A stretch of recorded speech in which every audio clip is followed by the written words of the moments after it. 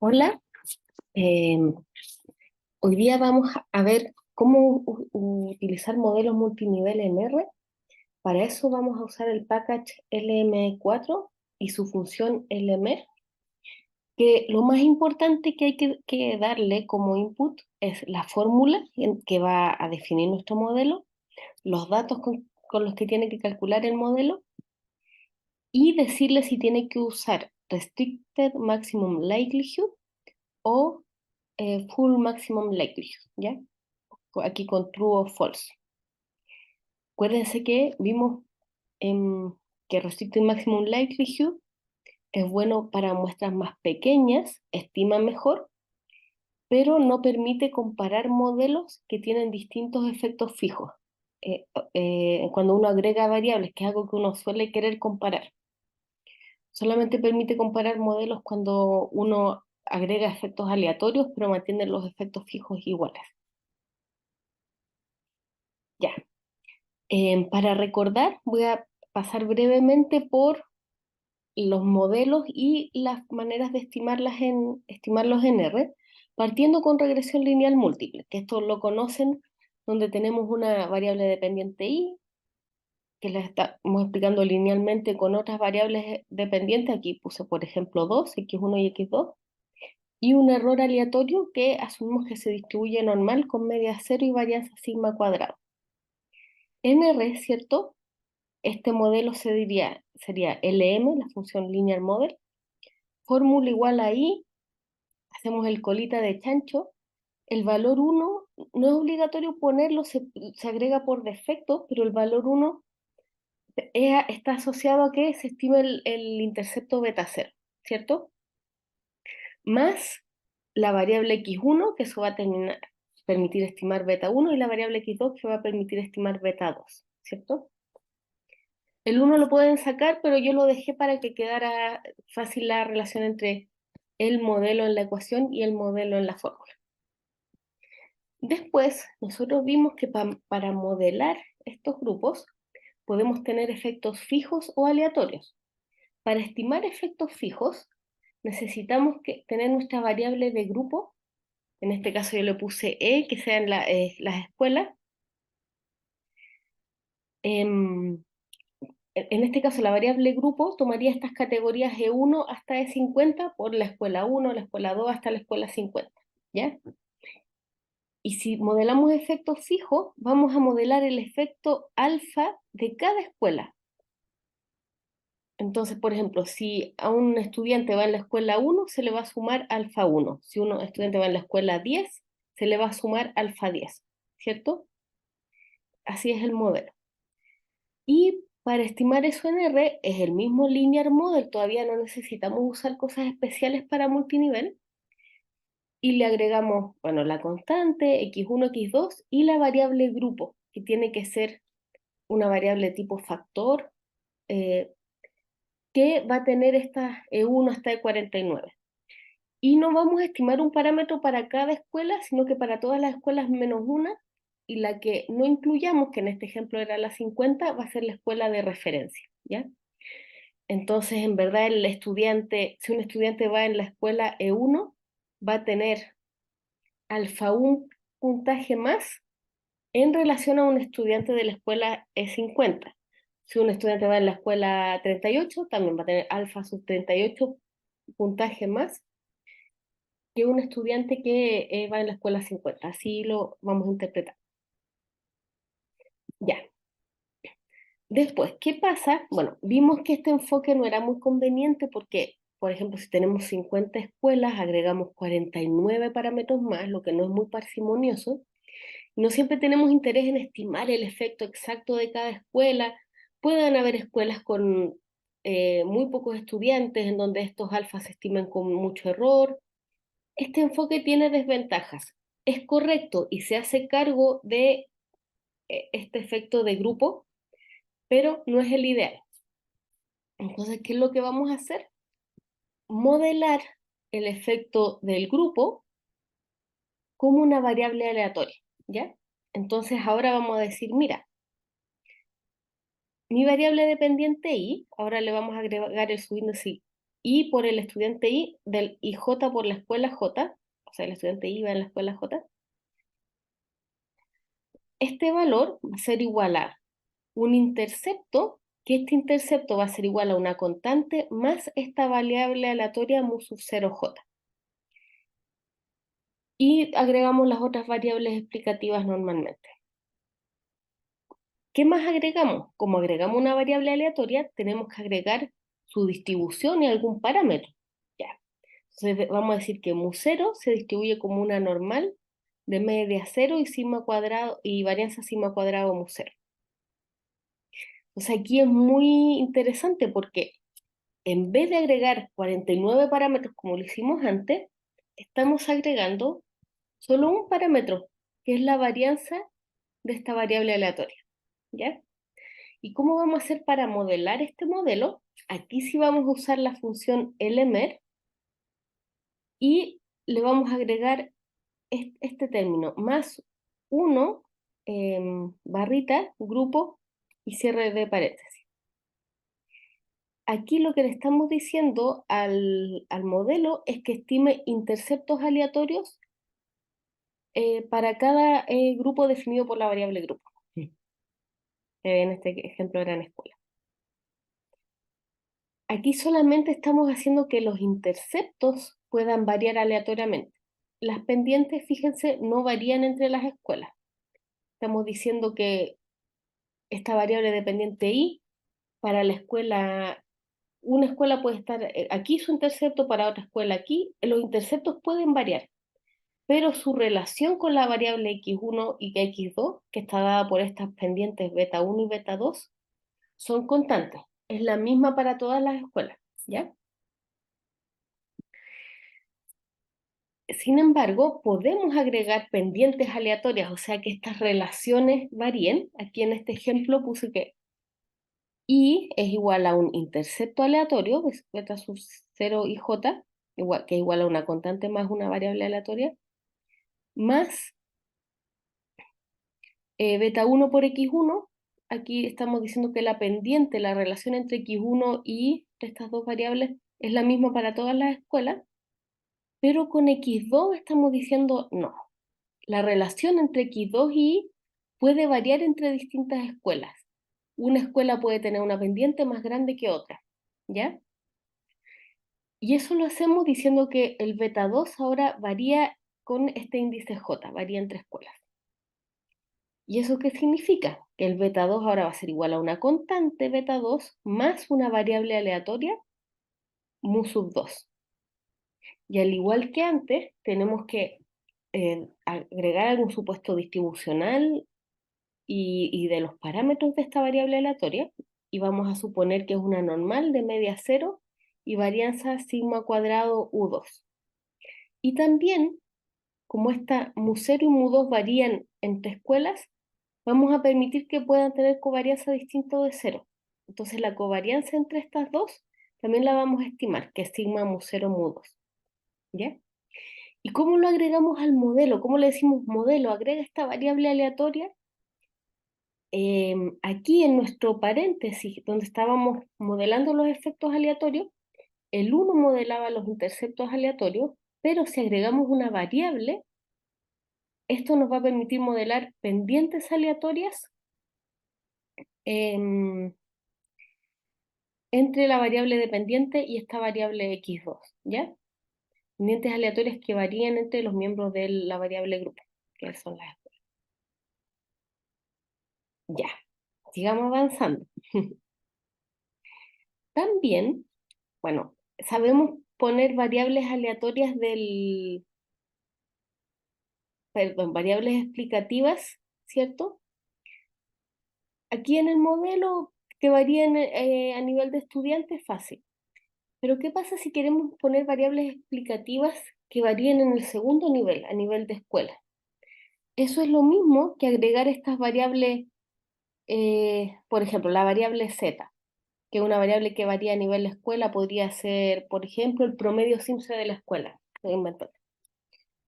Que nosotros decimos, ah, mira, este promedio Simpson de la escuela Z tiene un efecto en los interceptos y también en las pendientes. ¿ya? Se agrega simplemente, no, vamos a tener que estimar este nuevo parámetro gamma 0 y gamma 2, y para agregarlo en el modelo, eh, para agregarlo en los interceptos, se agrega el z aquí. O sea, se agrega en la fórmula general, porque si ustedes reemplazan beta 0 ij por beta 0 más gamma 0 zj más mu 0 j, esto de aquí se mete a la ecuación general, ¿cierto? La primera. Y nos queda aquí un parámetro con una variable, que es análogo a meterle la z aquí. Y si ahora reemplazan el beta 2j de acá por este término de aquí, les va a quedar beta 2j por beta 2 más esto más esto, y se va a estar multiplicando por el x2, ¿cierto? ¿Cierto? Esto de este término de aquí se va a estar multiplicando por el x2. Entonces, para estimarlo, tenemos que agregar z multiplicado por x2, ¿vale? Y ahí vamos a tener el efecto de esta variable explicativa en los interceptos y en las pendientes entre y x2, ¿ya? Eso sería. Ahora vamos a ir a R a ver los ejemplos. Ahora aquí estamos en R y vamos a ver un ejemplo con datos reales, ¿ya? Tengo un montón de variables, pero solamente vamos a tomar, acá tengo datos de estudiantes me parece que de octavo, y vamos a tomar solamente las variables puntaje en matemática, que es MAT, autoconcepto en matemática, que tan capaz se siente el estudiante para aprender matemática, que es self-MAT, puntaje en lenguaje, y el promedio de la escuela a la que asiste el estudiante en matemática, y RBD, que es una variable que explica cada escuela, ¿ya? Entonces, primero voy a seleccionar estos datos. Miren, y ahora les voy a mostrar la base, ahora que tienen menos variables. ¿Se fijan? Por ejemplo, acá el estudiante 4 tuvo 234,25 puntos en matemática, puntuó 2,5 en su autoconcepto en matemática, 250 puntos en lectura. Su escuela tuvo como promedio 242 puntos en el CIMSE de matemática y su escuela es la A13, ¿ya? Y así. Cada uno de estos números indica una escuela específica. Miren, acá voy a ordenar por RBD para que vean que, por ejemplo, acá tenemos todos estos alumnos son de la escuela 5 que tuvo promedio CIMSE en matemática 299. Después tenemos los alumnos de la escuela 9 que tuvo promedio 260 y cada alumno tiene su propio puntaje en cada una de las variables. Voy a seleccionar los datos que estén completos, que tengan cada una de estas variables, todos los datos. ¿Por qué? Porque los modelos van a seleccionar los datos completos y prefiero seleccionarlos en un principio para que si agrego variables que tienen datos perdidos, no se vaya reduciendo mi muestra y cambiando mi muestra mientras estimo distintos modelos. Quiero estimarlos todos con la misma muestra para poder comparar sus índices de ajuste, etcétera. Entonces aquí, fíjense, tenemos 183.060 observaciones. Si eliminamos los perdidos, nos quedamos con 157.000. O sea, habían como 30.000 observaciones con al menos un perdido en alguna de estas variables. Es harto y es algo que uno debiera de modelar, pero no es algo que vamos a ver en este curso. Ya. También para este ejemplo, yo voy a tomar una muestra de 50 escuelas, ¿vale? Voy a reducir mis datos. Solo con propósitos pedagógicos. Si ustedes están haciendo un estudio y tienen muchas escuelas, mejor usen toda la información disponible, pero con propósitos pedagógicos yo prefiero reducir un poco la base. Entonces, para eso, cuento cuántos niveles tienen los datos, ¿ya? que me dijo 5.824. O sea, en esta base gigante hay 5.824 escuelas. Entonces voy a tomar una muestra con la función sample en el vector que va entre 1 y 5.824, voy a tomar una muestra de tamaño 50, que por defecto es sin reposición en esta función sample. Y la voy a guardar en este vector sample index. ¿Ya? Después, mi muestra de escuelas, voy a tomar el vector con todos los niveles, los levels de la variable que tiene los códigos de escuela, para ver los niveles, son los niveles de un factor. Entonces primero paso esa variable al factor y después le aplico la función levels y así me da todos los nombres de escuelas o códigos de escuela que hay disponibles. ¿Ya? Mira, sí, es que lo voy a tirar aquí. Se fijan, estos son todos los códigos de escuela que hay, la escuela 5, la 8, la 9 y así. Entonces, en este vector con los 5.824 nombres de escuela, yo voy a seleccionar los 50 que escogí en mi sample index, ¿ya? Lo voy a correr de nuevo mejor. Ahí. Y de hecho, sample index, miren, me escogió la escuela 2463, 2511 y así. Ya. Y ahora tengo mi muestra de escuelas con los nombres de las escuelas y ahora voy a seleccionar mis datos. Seleccioné entonces solo las escuelas que estaban en esta muestra de escuelas y me quedaron 1.372 observaciones. ¿Ya? Tengo 50 escuelas y 1.372 estudiantes. Ya. Acuérdense que siempre, siempre, siempre vamos a ser descriptivos. Mínimo un univariado por cada variable. Eso es fundamental. Yo uso mucho una librería que se llama Table One, que es muy agradable porque uno le pasa las variables que quiere resumir y si es que las variables cuantitativas son numéricas y las categóricas son de tipo factor,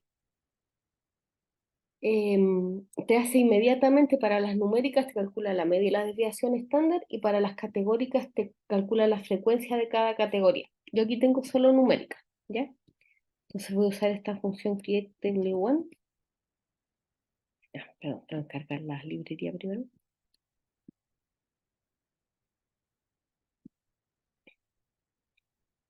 Pero quiero que vean la tabla que nos va a hacer. ¿Se fijan? Me muestra la media, la desviación estándar, el n total. Entonces es una tablita de resumen muy cómoda. Creo que hay otros packages de R que hacen esto, pero yo estoy acostumbrada con Create Table One. Ya. Si se fijan, no metí la variable de escuelas, porque no quiero calcular el promedio de una variable que varía entre escuelas entre los 1.300 estudiantes. Prefiero calcular ese promedio entre las 50 escuelas que están en mi muestra. Para eso, en mis datos, selecciono todos los índices de escuela que no están repetidos. Entonces, la función duplicator me va a decir cuáles de estos RBD o códigos de la escuela están repetidos y yo quiero los que no están repetidos. Entonces, aquí selecciono los datos de las 50 escuelas solamente y es lo que le paso a Create Table One. Y elijo que la variable que resuma sea el promedio matemática del CIMSE de la escuela. Y al hacer esto me dice que, se fijan, n igual 50, solo hay 50 observaciones, y el promedio de esta variable me dio 258. ¿Ya? Bueno, estos son descriptivos, siempre es importante visualizar qué es lo que uno está haciendo, qué es lo que ah, con qué variable uno está trabajando. Así que vamos a calcular histogramas también, para darles una miradita rápida por si acaso. Como yo les contaba, una vez yo trabajé con datos PCU y había un montón de datos igual a cero, que yo sabía que los tenía que sacar de mi base. Entonces, vamos a revisar. Miren, el histograma de matemática, autoconcepto en matemática, estas variables suelen tener, que son de cuestionario, donde uno pone su grado de acuerdo, suelen tener distribuciones raras. Yo esta la encuentro bien decente. O sea, de que está un poquito, tiene esto se llama un ceiling effect, un efecto de techo, que quizás muchos estudiantes pusieron muy de acuerdo a todas las afirmaciones, entonces tenían el puntaje máximo, pero no es tan terrible. Hay bastante variabilidad en la variable, como para poder calcular cosas con ella y no tener sesgos eh, raros. Después reading también súper bien. Y el promedio de escuelas también está bien. Se ve que hay un grupito de escuelas con promedio muy alto, ¿eh? Esto es interesante. Pero miren, aquí yo encuentro que los datos son razonables, como para echarle a andar el modelo. No veo distribuciones extremadamente raras. Ya. Entonces ahora partimos con los modelos. Ah, y ojo que también en la distribución es muy importante fijarse en la variable dependiente especialmente, ¿ya? Y nuestra porque ahí es donde hay supuestos distribucionales. Y yo viendo nuestras variables dependientes, se ve bastante normal, no sé, una cosa muy rara. En general los modelos, es esto, es la variable dependiente la que define mucho el modelo que uno va a usar. Si es normal, uno puede usar regresión multinivel sin problema. Si es como les vimos antes, categórica, van a tener que usar logic o multinomial. Si hay otros tipos de variables en que hay que usar también otros modelos, ¿ya? Pero aquí estamos tranquilos. Y ojo también que estos supuestos distribucionales son más importantes mientras más chica sea tu muestra. Con muestras más grandes, no se puede relajar un poco. Ya. Entonces, el modelo que queríamos estimar nosotros, o sea, yo les propongo a este modelo, ustedes pueden estimar otros si les interesa, es el siguiente. Queremos explicar el puntaje en matemáticas, ¿ya? Y nuestras variables explicativas a nivel individual son qué tan capaz se siente el estudiante en matemáticas y qué también tan buenos en lectura. Ambas variables debieran de tener un efecto positivo en el puntaje en matemática, porque si uno se siente más capaz, lo que dice la teoría es que uno invierte más en su aprendizaje y lectura sirve para todo, en particular en matemática igual hay que leer los enunciados de los problemas, etcétera, así que obviamente va a aportar tener más competencias de lectura para aprender matemáticas, ¿ya? Entonces lo vamos a estimar este modelo, el M1, y lo vamos a mirar. Ya. ¿Qué podemos ver aquí?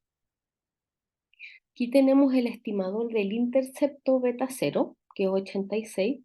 Intercepto en la regresión lineal múltiple suele no ser muy interesante, pero está bien. Vemos que el efecto de el autoconcepto en matemático es de 16, es decir, por un punto más que yo tenga de autoconcepto en matemática, voy a tener 16 puntos más en la prueba de matemática. Y aquí en reading yo tengo que por un punto más que yo tenga en la prueba de reading, voy a tener 0,57 puntos más en la prueba de matemática. Todos estos coeficientes son significativos y por decirlo de alguna manera son muy significativos, ¿cierto? Los valores T son muy grandes, los p-valores son muy chicos y los errores estándar en comparación a las magnitudes de los estimadores son chicos, ¿ya? Lo que sí aquí, bueno, vimos antes que estas pruebas se, se mueven en torno a los 200 y 300 puntos, ¿ya? Por cómo están construidas. El puntaje de autoconcepto, su mínimo puede ser 1 y el máximo 4, porque era de una escala, de varias escalas Likert que iban entre 1 y 4 a afirmaciones del tipo, yo puedo aprender matemática, y uno podía decir, no, no puedo, te da uno, sí, estoy muy de acuerdo, que era puntaje 4. eran varios de esos ítems que se promediaban en este puntaje.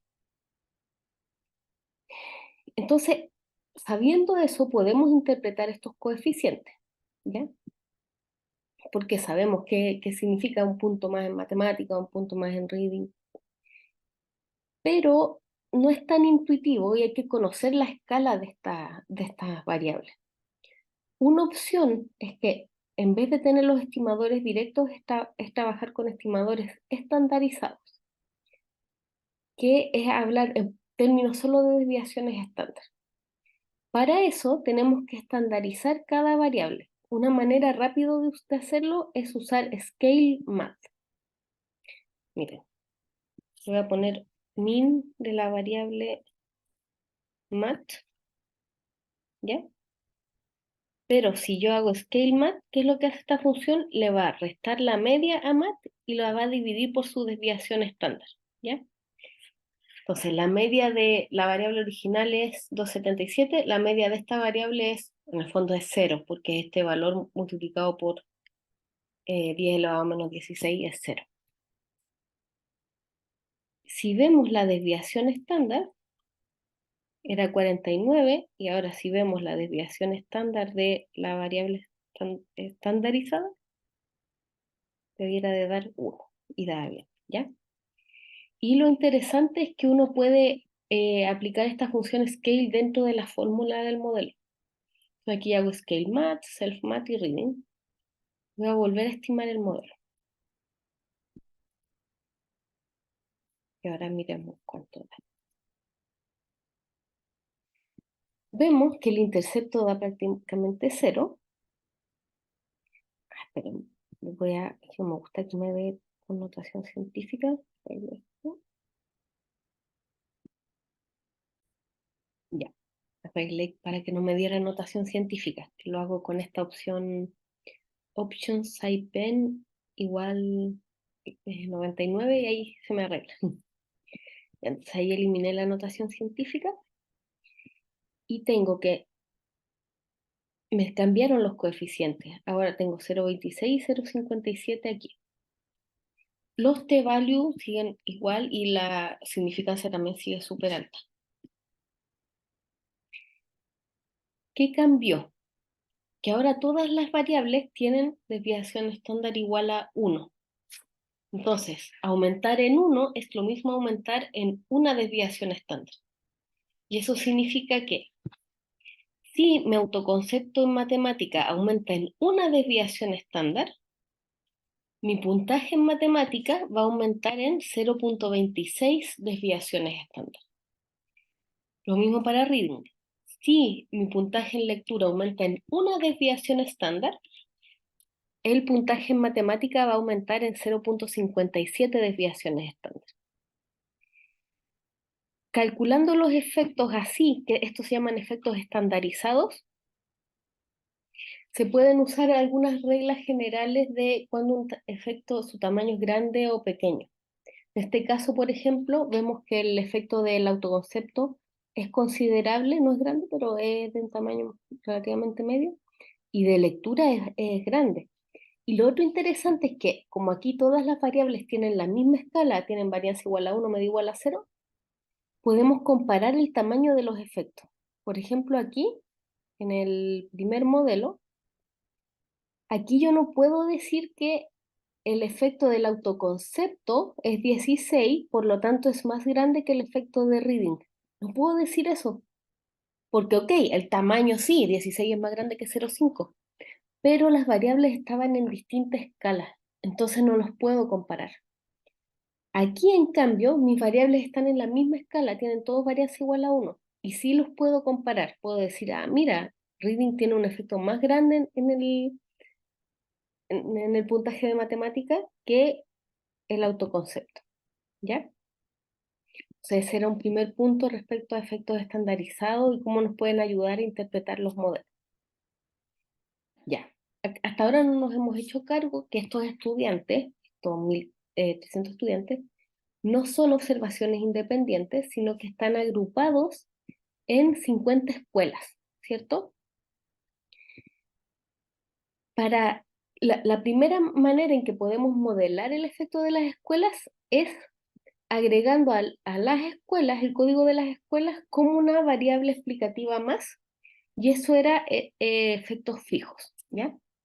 Entonces aquí tengo el modelo 2 igual que el anterior, pero le agrego el código de las escuelas como efecto fijo. El RBD, si ustedes lo miran, es numérico. Y si yo lo meto así nomás, R va a pensar que esto es un número y va a calcularle una pendiente, pero yo no quiero que calcule una pendiente, yo necesito que calcule el efecto de la escuela 410, el efecto de la escuela 1459 y así. Entonces, por eso lo voy a pasar a factor, para decirle, mira, aunque esté en números, esos números representan escuelas, identifican escuelas, así que es una variable categórica. Entonces, por eso le puse el as.factor RBD. Y lo bacán es que se puede poner dentro de la misma fórmula. Voy a, voy a estimar este modelo, que sigo con Linear Model, acá no estoy usando nada especial. Y vamos a mirar qué nos sale. Ya. Bueno, vemos el efecto, acá está todo estandarizado, sigue estandarizado, ¿ya? Las variables categóricas no se estandarizan por si acaso. No tiene sentido porque uno calcula el valor asociado a cada categoría. No le puedes calcular la desviación estándar a una variable categórica y hacerle igual a uno, no tiene sentido. Entonces, las que sí eran numéricas siguen estandarizadas. Entonces, ya. Tenemos el efecto de self-mat, sigue cercano al anterior, el de Riden disminuyó un poquito, y tenemos el efecto de cada escuela. En referencia a una de las escuelas, acá debieran de haber 49 escuelas, y tiene que haber una haber quedado fuera, y estos valores, estos estimadores, estos son los que en el PPT eran los alfa, ¿cierto? Alfa asociado a la escuela 530, a la escuela 1405 y así. Se interpretan en relación a esa escuela de referencia. Por ejemplo, si un estudiante va a la escuela 2002-28, va a tener 0.54 más de puntaje en la prueba de matemáticas que un estudiante que va a la escuela de referencia. En cambio, uno que va en la escuela 2467 va a tener menos 0.31 menos de puntaje en matemática que un estudiante que va a la escuela de referencia, ¿ya? Aquí, entonces, estamos modelando efectos fijos para las escuelas. Algo que no miramos, que les quería mostrar, es los R cuadrados, ¿ya? Cuando no agregamos el efecto de las escuelas, nuestro R cuadrado es de 0,42 el normal y el ajustado es de 0,43 los dos. Y también el test F dice que el modelo vale la pena, ¿cierto? Rechazamos que estas variables no importen, es doble negación. Rechazamos que no importen, entonces sí importan. Sí tiene sentido meterlas en este modelo, si logran explicar a la variable dependiente. ¿Qué pasa aquí cuando agregamos el efecto de las escuelas? Miren, los R aumentaron a 0.66 aproximadamente, 0.66 el normal y 0.64 el ajustado. Acuérdense que el ajustado te castiga si es que tu modelo tiene demasiados parámetros. Aquí agregamos 49 parámetros. Entonces, aquí obviamente este R cuadrado queda más castigado que el original, porque agregamos una cantidad enorme de parámetros. Y el test F dice que sí, sigue valiendo la pena, o sea, este modelo vale la pena, digo. Explicamos mucha más varianza que en el modelo anterior, pero agregamos 49 parámetros que son medios enredados de mirar, quizás no tenemos interés en el efecto específico de cada escuela y si es significativo o no. Entonces, vamos a avanzar con nuestra técnica siguiente, que es estimar efectos aleatorios. ¿Ya? Ya. Y hay un pequeño paréntesis que les quería hacer, que no lo puse en la PPT, pero que es importante hacerlo. Es bueno que siempre ustedes estimen los efectos aleatorios en los interceptos sin variables explicativas. ¿Por qué? Porque esto les va a permitir calcular la correlación intraclase, entender cómo se distribuye la varianza de su variable dependiente entre los distintos niveles, ver en matemática qué porcentaje tiene que ver con el individuo en ese puntaje y qué porcentaje es explicado por el grupo al que pertenece ese individuo, ¿ya? Este es el modelo nulo, en donde se agrega solamente el intercepto general y los interceptos por escuela. Entonces vamos a calcular primero el modelo nulo, que siempre es bueno tenerlo como referencia y que sea nuestro primer modelo que calculamos. Voy a limpiar la consola.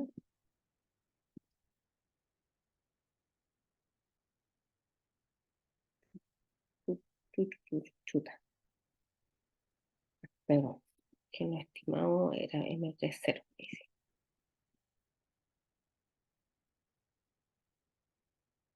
Pero no sé qué pausa, porque esto no pareciera que no está funcionando.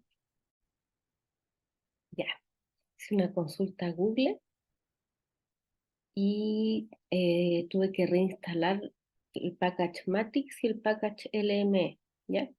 Los eliminé y los volví a instalar desde CRAN para que funcionaran bien. Eso lo saqué de Stack Overflow y funcionó, ¿ya? Aquí, por eso están los... Voy a copiar aquí por si acaso que van a tener... Bueno, buscan el error en Google y les va a salir al tiro la solución, ¿cierto? Stack Overflow yo creo que lo usa. Bueno, entonces, después que reinstalé los packages de nuevo, ahí sí me estimó el modelo nulo que les comentaba, y veamos qué nos muestra. Primero, bueno, nos muestra la fórmula que usamos, los datos que usamos, y nos da los índices de ajuste, ¿ya? Estos índices de ajuste, la verdad es que para evaluar un modelo individual, no son muy útiles. Son más útiles para comparar dos modelos, ¿ya? Para ver si un modelo más complejo mejora suficientemente el ajuste en relación a uno más simple. Bueno, aquí está en la distribución de los residuos, también eso lo muestra el LM. Y aquí nos da los resultados, acá no nos da efectos así, nos da los efectos aleatorios, que acuérdense, los efectos aleatorios son las estimaciones de varianzas y covarianzas de las variables aleatorias de nuestro modelo. Este modelo es muy simple, tiene dos variables aleatorias. El error, el E de toda la vida, que varía a nivel individual, y la variable aleatoria que varía a nivel escuelas, que es el mu sub 0, ¿ya? En este caso, estas dos variables, vimos una diapo en que teníamos solamente interceptos aleatorios. Una varía a nivel estudiante, la otra a nivel escuela, y no se modela una covariación entre ellas, ¿ya? Solamente varianza. Y eso es lo que nos da el modelo. Nos estima que la varianza del error, que es residual, del E, es 1410, y la varianza del mu sub 0, el sigma mu sub 0, o sea, este sería el estimador de sigma, y este sería el estimador de sigma mu sub 0 al cuadrado, porque son variables. Es 808. Y aquí las desviaciones estándar son las raíces de estas cantidades.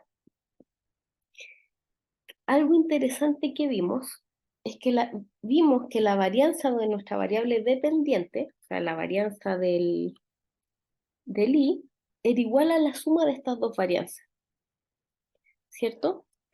Entonces nosotros podemos calcular qué porcentaje de la varianza de i está explicada a nivel estudiante y qué porcentaje está explicada a nivel escuela, ¿ya?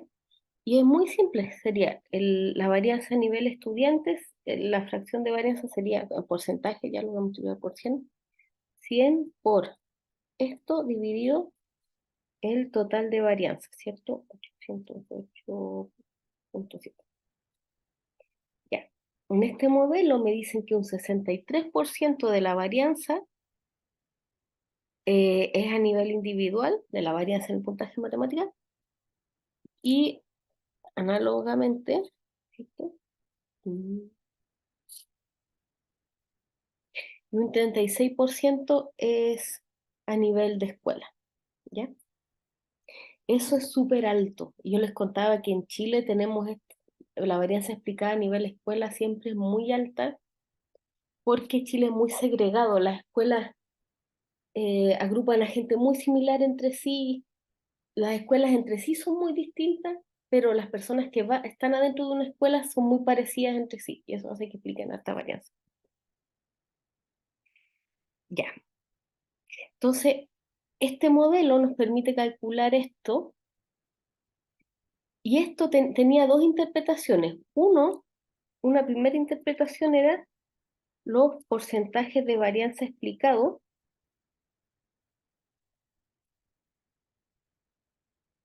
que ese lo podemos usar en los modelos siguientes también, podemos seguir calculando el porcentaje de varianza explicada a medida que complejizamos los modelos. Y además este término, este de aquí, tiene el multiplicado por 100. Lo voy a explicar aquí. Este término de aquí era la correlación entre los puntajes y de dos estudiantes de una misma escuela, también llamada correlación intraclase o intragrupo, ¿ya? Esta interpretación de correlación intraclase solamente se puede hacer en el modelo nulo, ¿vale? Acá esto es solo usar en el modelo nulo. Después no se mantiene esta interpretación, pero el de porcentaje de varianza explicada sí lo podemos seguir usando. Ya, entonces, el modelo nulo muy importante. Después, ya, hicimos nuestro modelo nulo. A veces uno hace el modelo nulo y se da cuenta, acá nos dimos cuenta que la varianza explicada a nivel escuela es 36%, eso es un montón. Pero a veces te das cuenta que la varianza explicada a nivel escuela o a nivel grupo del grupo que estamos hablando es muy chica. De hecho, hay una regla que dice, si es menos del 5% de la varianza total explicada, mejor no hagas modelos multinivel y haz una regresión simple, ¿ya? Entonces, este modelo nulo también sirve para eso, decir, mira, si la varianza, el porcentaje de varianza entre grupos es considerable, una regla así, pero aproximada, mayor a 5%, modelo el efecto del grupo. Si no, lo puedo sacar y puedo seguir con una regresión normal. En este caso, sí hay que modelarlo, 36% es súper alto. Y hay casos en que estén cercanos a 5% que igual puede que sea relevante modelarlo ya. Ahí hay que evaluar. Estas reglas son para tener una guía, un criterio, pero no hay que tomárselas estrictamente. Ya. Entonces, chicas, que estamos grabando. Sí. Ahora voy a agregar mis variables explicativas a nivel individual. Entonces voy a agregar el autoconcepto y lectura. Fíjense em, en qué estimador estoy usando. Sí, acá le puse el máxima verosimilitud normal y acá le puse el restricted maximum likelihood. En verdad me voy a ir con el máximo verosimilitud normal para todos, porque nuestra muestra es grande. Tenemos 50 escuelas, es respetable, podemos usar el máximo verosimilitud normal. Ahí también hay una regla, también a que usenla con criterio, que si tienes más de 30 grupos ya puedes usar el máximo verosimilitud normal. Y con 30 grupos o menos debieras de usar el restricted maximum likelihood porque tu muestra es chica en términos de grupo. Ah, pero depende, porque si vas a comparar modelos y tu muestra es chica, igual tienes que usar el máximo de verosimilitud normal y no el restrictor. Ya, ya, entonces bueno, voy a estimar este.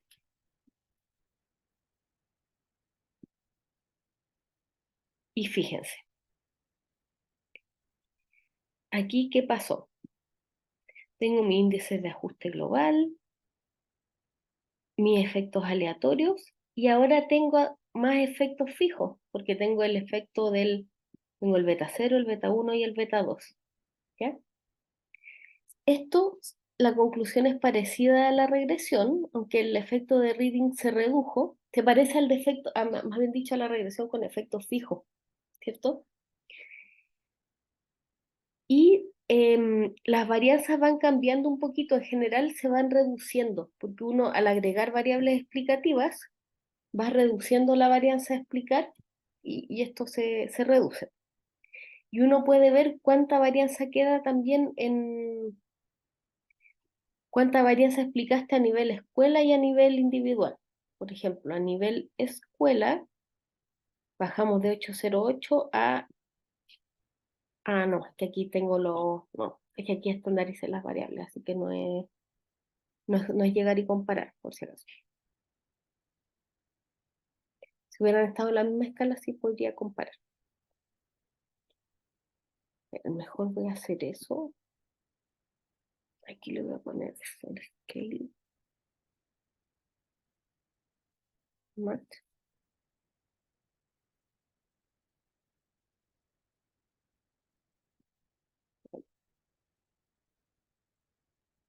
Claro, acá tengo 33% aquí, 57%, no,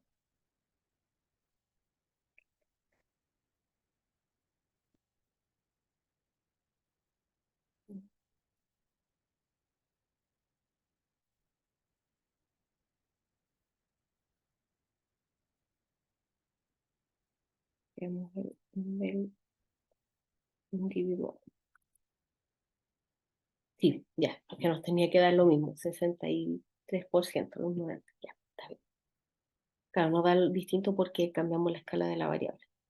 Pero aquí tengo el modelo nulo con la variable estandarizada, tenemos un 64% de varianza, y ahora voy a calcular el otro modelo con variables explicativas para que comparemos. Miren, aquí explicamos, al agregar estas dos variables, que es autoconcepto individual y la capacidad del lenguaje, la varianza entre escuelas se redujo de 0,32 a 0,20, o sea, explicamos harto de eso, y la varianza entre estudiantes se redujo entre 0,57 y a 0,35. O sea, estas dos variables explicaron bastante varianza a nivel de escuela y a nivel de estudiantes, ¿ya? Y además vemos que sus t-values son grandes, significa que van a ser significativas, sus estándares de error son chicos, o sea, estas variables son importantes, siguen siendo importantes, pero estamos modelando el efecto del grupo. Sigue habiendo una variación entre las escuelas, a pesar de que modelamos, le quitamos el efecto de estas variables. En este modelo, de nuevo, podemos calcular de la varianza que queda, ¿cierto? Ahí lo estamos explicando con el autoconcepto y reading y este intercepto a nivel escuela. Podemos ver que en la varianza que en lo que queda ya sacándole el efecto de autoconcepto y reading, en esa parte de la variable, ver cómo se reparte la varianza, ¿ya? Es igual que antes.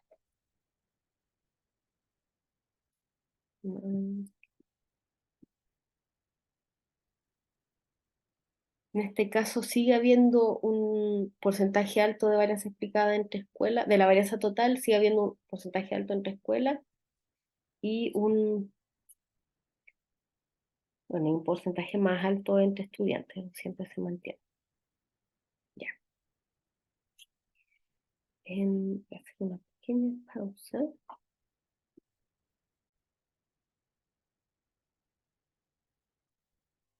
¿Seguimos? ¿Tiene pausas? Y aquí estábamos viendo interceptos aleatorios. Quería mostrarles también cómo comparar esos índices de ajuste de manera fácil. Hay una función que se llama ANOVA, en que si uno le pasa los modelos,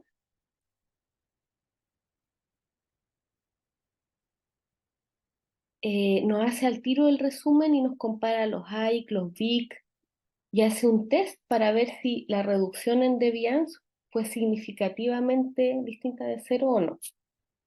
Por ejemplo, aquí yo comparo el modelo nulo con mi modelo en donde agregué el efecto ¿cierto? Del autoconcepto y de la lectura.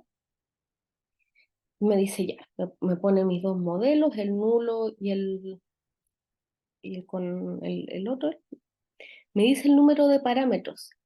El nulo tenía tres parámetros, que era el beta cero, la varianza del error y la varianza del musero. En cambio, el segundo modelo mantiene estos tres parámetros y agrega el beta 1, ¿cierto? Que es el efecto de self-mat, y el beta 2, que es el efecto de lectura. O sea, tiene 5 parámetros, ¿ya? Después me compara los AIC y los VIC. El AIC y el VIC, mientras más chico sea, mejor es el ajuste del modelo. Acá la reducción de AIC al agregar estas variables y de VIC es súper grande. Yo he escuchado que si la reducción es mayor a 4 ya empieza a ser interesante. Y se da para el AIC y el VIC, o sea, en los dos vemos una mejora importante de los modelos.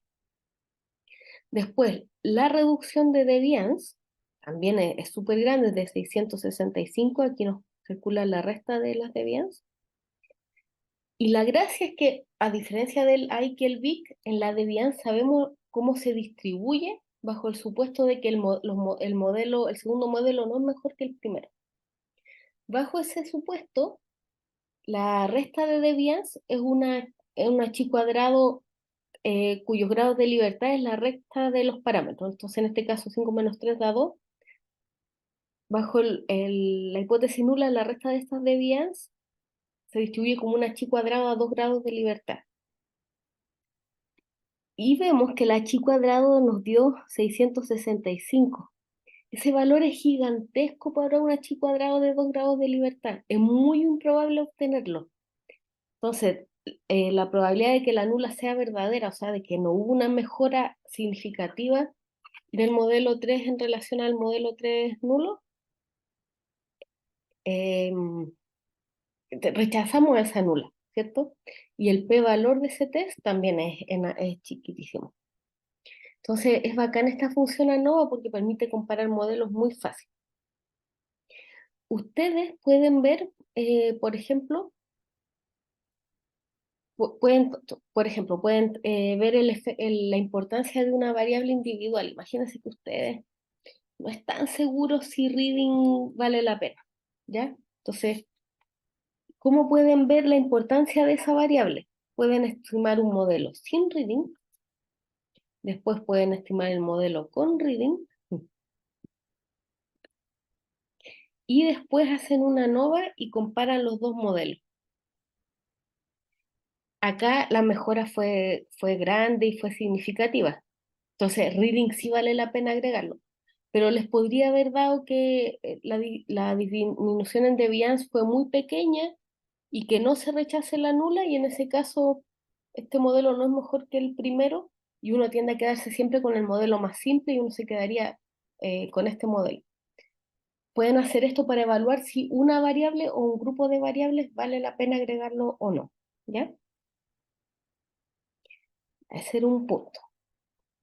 Ahora sigamos al ejemplo siguiente, en donde nuestro modelo que tenía interceptos aleatorios, además le vamos a agregar pendientes aleatorias. Y las pendientes aleatorias se las vamos a agregar, esto es un supuesto inventado nomás para asociándolo al ejemplo que vimos en el PPT, que a la variable 2 le vamos a poner pendientes aleatorias, aquí le vamos a poner a reading pendientes aleatorias.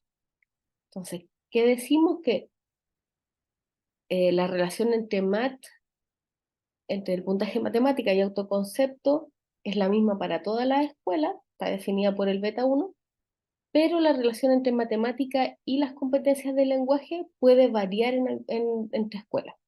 En algunas puede ser súper fuerte, o sea, si a un niño le va bien en lenguaje, sí o sí le va bien en matemáticas, y en otras escuelas puede ser débil, que tengan variedad. Algunos les va bien o mal, etc. ¿Y cómo vamos a agregar estas pendientes aleatorias? Vamos a agregar este texto aquí, ¿ya? Y sí, aquí yo quiero el remo false para comparar modelos. Ya, vamos a estimar este modelo a ver qué pasa. Miren, hay algunos problemas con la estimación, ya con la optimización. Al usar máxima verosimilitud, ¿cierto? Optimizamos y aquí hay un problema con la optimización que uno debiera de investigar, ¿vale? Para ver qué tan grave es. Pero no voy a profundizar en eso. Aquí en general hay que explorar cada problema específico y entender qué está pasando. Bueno, igual que antes tenemos el que el BIC, estos indicadores de ajuste, tenemos los efectos aleatorios y ahora fíjense, tengo la varianza de mis interceptos aleatorios del mu0, pero ahora también tengo la varianza de mis pendientes aleatorias del mu2, ¿ya? Y tengo también la covarianza, la correlación entre estas dos. ¿Se acuerdan? Yo tenía el sigma mu0, mu2, ya, que en este caso lo calculan como una correlación y es casi uno. Sí, ya. Esto es raro, que una correlación de uno es raro, pues significa que estas dos cosas son como iguales. Creo que por eso dio este problema de optimización y en el fondo el modelo no está pudiendo estimar bien estas pendientes aleatorias. Al agregarlas, algo pasa con la optimización, que hay un problema, porque es muy raro que te digan que la correlación entre las dos cosas da uno. Mi decisión en esta situación sería no agregar las pendientes aleatorias, porque eh, hay un problema que no sé, no lo identifico ahora exactamente, en que no se está pudiendo estimar esto bien, ¿ya? Pero bueno, y también están los efectos fijos y los efectos aleatorios. Voy a probar con las variables estandarizadas, porque, ojo, hay un tema que, en general, para estimar los betas, el beta uno, el beta 2, no, o sea, se van a poder estimar, no importa la escala de nuestras variables, en general. Pero las varianzas, la escala de nuestras variables, puede hacer que tengamos algunos problemas para estimarlas. Por ejemplo, si la escala de nuestra variable bueno, para los beta cero también, tenemos una variable que varía mucho y otra que varía poco, en, puede que alguna varianza quede demasiado chica en relación a la otra y puede que hayan problemas. Entonces, a veces escalando las variables, sí se arreglan problemas de estimación. Esto yo se los digo desde la experiencia, no desde, o sea, conocer qué pasa en la optimización internamente, ¿vale? Veamos si así nos sigue alegando por la optimización. Ya, no, sigue el mismo problema. Yo creo que no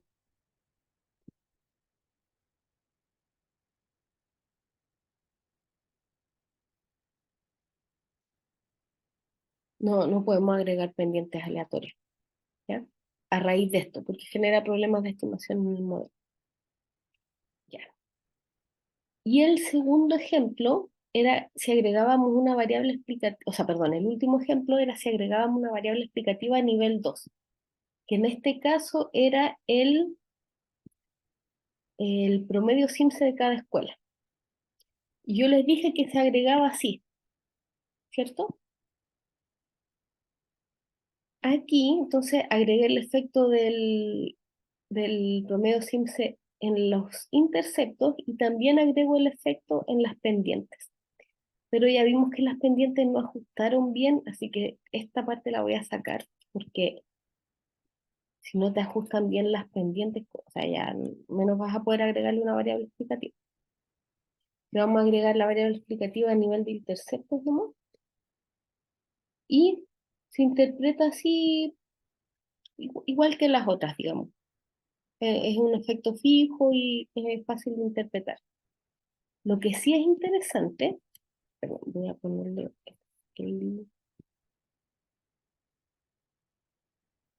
voy a escalar para comparar con el otro modelo. Yo también mm, Aquí este modelo 5, ¿cierto? Agregué en el fondo esta variable explicativa a nivel escuela. Y puedo compararlo con el modelo 3, ¿cierto? Porque el 4 era con las pendientes aleatorias, que ya no funcionó bien.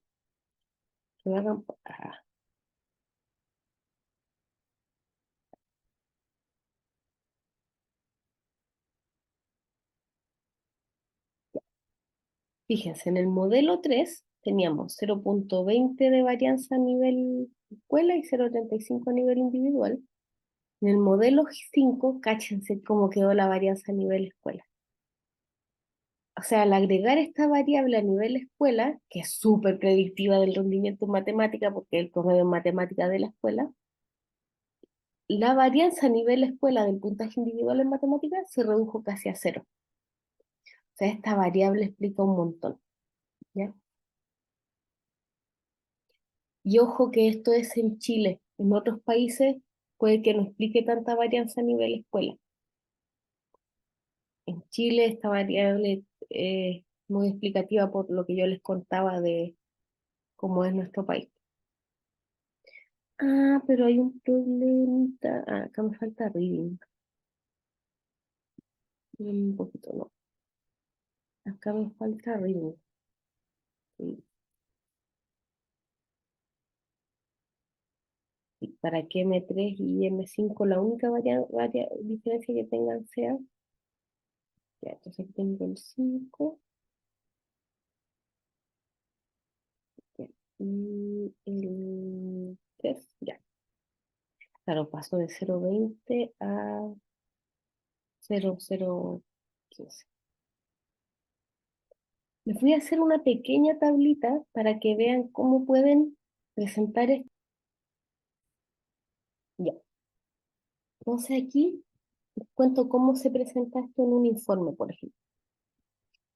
Uno, entonces, tiene una columna en donde describe todos los parámetros que va a presentar, que se dividen en tres grupos: los efectos fijos, los efectos aleatorios y los índices de ajuste. ¿Ya? Y voy a agregar, para que,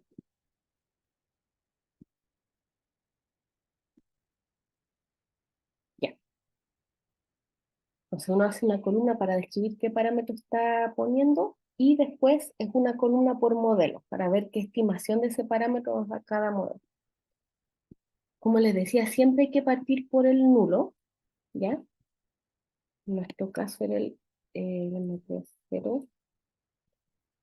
Ya. En todos los modelos siempre se estima el beta cero, ¿ya? Que es el intercepto se aparecen los efectos fijos. En este modelo estaría aquí, ¿cierto? Entonces, el estimador es menos 0,25 y si uno quiere puede poner el error estándar entre paréntesis, 0,9, ¿ya? Entonces, modelo nulo, eso sí. Entonces aquí uno pone el estimador, entre paréntesis viene el error estándar, o el standard error, ¿verdad? Se suele también poner estrellitas así cuando son significativos estadísticamente. Hay a ver, hay una controversia respecto a cómo estimar em, la significancia de los beta en los modelos multinivel, ¿ya? Y por eso en este package te ponen el t-value, pero no te ponen el t-valor.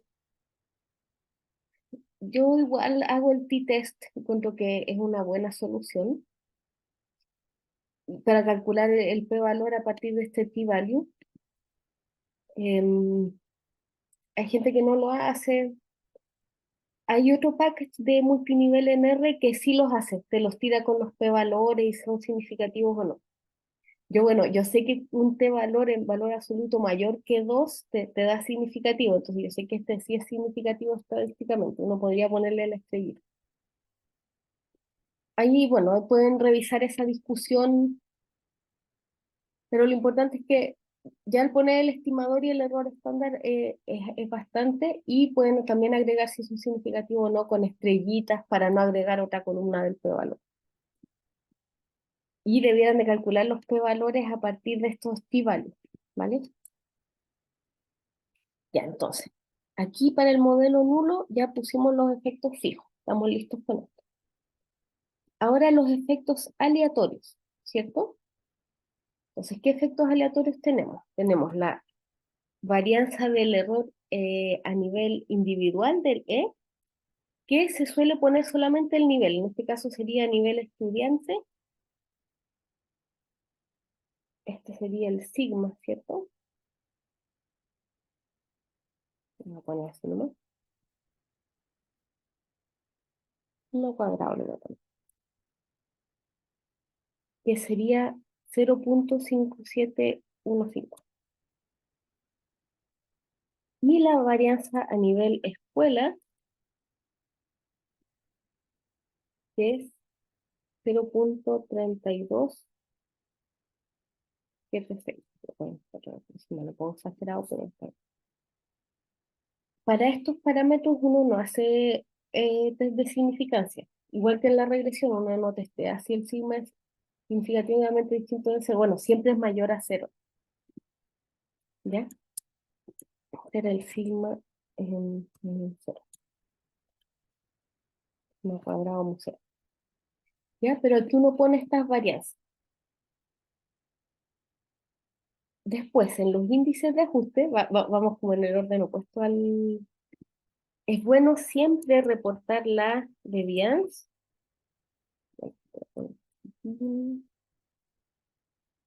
Yo reporto solo la deviance y no el log likelihood, porque la deviance es -2 por el log likelihood, entonces como redundante. Los grados de libertad de la deviance, que son 1359, el AIC y el VIC, ¿ya? Entonces de aquí, ¿qué reportaríamos? La deviance es 247, 7, 1369, el AIC es 3253, 7, el VIC es 3253, ya. Entonces, aquí tenemos como lo principal del modelo nulo. Ahora veamos el modelo siguiente, que era el- con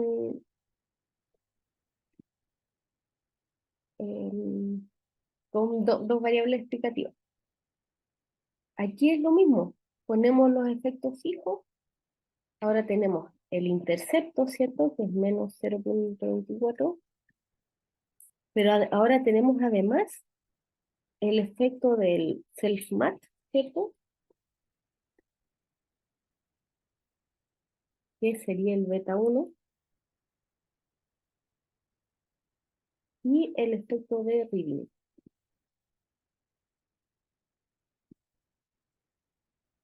que era el beta 2.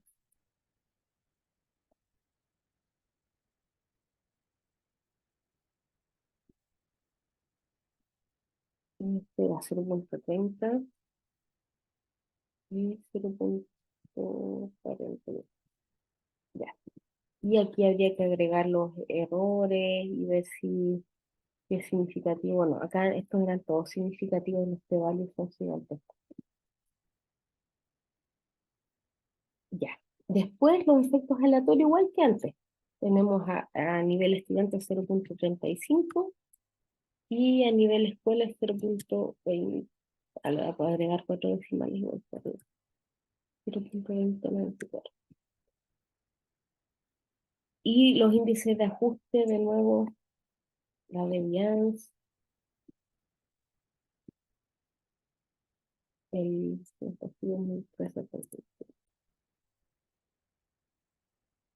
es el que tuve like 291 y el bit 291. Ya. ¿Por qué es interesante ir poniendo los modelos así? Ya no voy a poner el modelo 5, pero el modelo 5 sería igual, pero acá se agregarían a nivel escuela,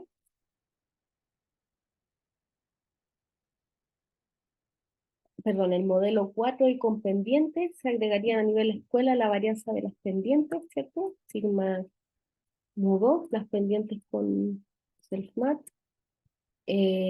Acá también podríamos agregar la variable explicativa a nivel escuela.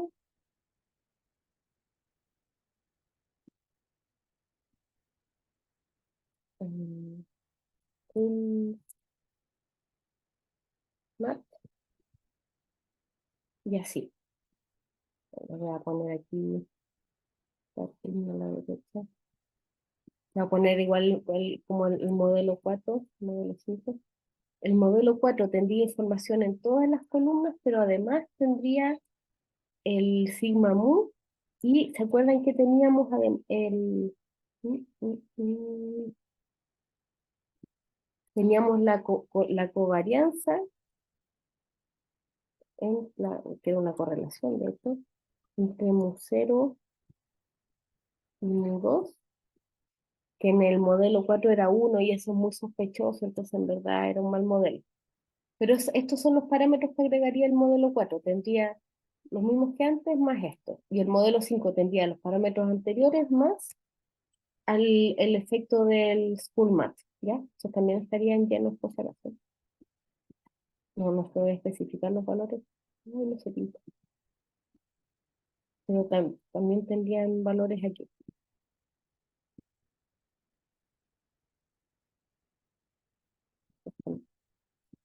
Ya. ¿Por qué es interesante poner las cosas que te muestra R de esta manera? Porque se puede comparar fácilmente cómo va mejorando el modelo. Aquí, ojo, chiquillos, aquí por si acaso podrían agregarle el n y revisar que están usando el mismo n para todos los modelos, ¿ya? Yo eso me lo aseguré cuando seleccioné los datos, solamente los que tenían datos en todas las variables. Me quedaron 1372. Entonces yo acá me quedo tranquila de que en todos mis modelos usé 1372 observaciones. Gracias a eso, a que los estimé todos con exactamente la misma muestra, yo puedo comparar los parámetros, los índices de ajuste y todo. Entonces chequeen esto. Ya. Pero bueno, asumiendo que ustedes hicieron eso bien, aquí pueden ir comparando cómo van evolucionando los modelos a medida que se hacen más complejos y cómo va mejorando su ajuste. Por ejemplo, al agregar estas dos variables, como yo les había comentado, disminuyó la varianza a nivel estudiante y a nivel escuela. Eso se puede interpretar como que estas dos variables explican varianza en el puntaje de matemática MAT a nivel estudiante y a nivel escuela, ¿ya? Y se entiende porque el autoconcepto matemática y el reading, aunque son variables individuales, deben de estar súper influenciadas por la escuela también. Entonces, debe haber un factor de la escuela metido en estas variables y permite explicar varianza aquí. Y de hecho uno puede calcular la disminución en porcentaje entre esta varianza y decir ya, de este total 57% a 35 porcentualmente, 12, es como un 20%. Entonces podemos decir, explicamos un 20% de la varianza a nivel estudiante y entre 32 y 20, eso es como un 30%, y un 30% de la varianza a nivel escuela, ¿cierto? Porque esto se redujo en un 20% y esto en un 30%. Y así uno puede ir interpretando. Después, cuando uno agrega pendientes aleatorias, bueno, no, perdón. También hay que ver qué pasa con los ajustes. Aquí los ajustes mejoraron muchísimo y esta disminución fue significativa estadísticamente. Entonces tenemos evidencia súper buena para decir que este modelo, cuando agregamos estas dos variables, es mejor, mejora, permite explicar de mejor manera a nuestra variable dependiente. Cuando uno agrega las pendientes son un poco más jabonosas de interpretar.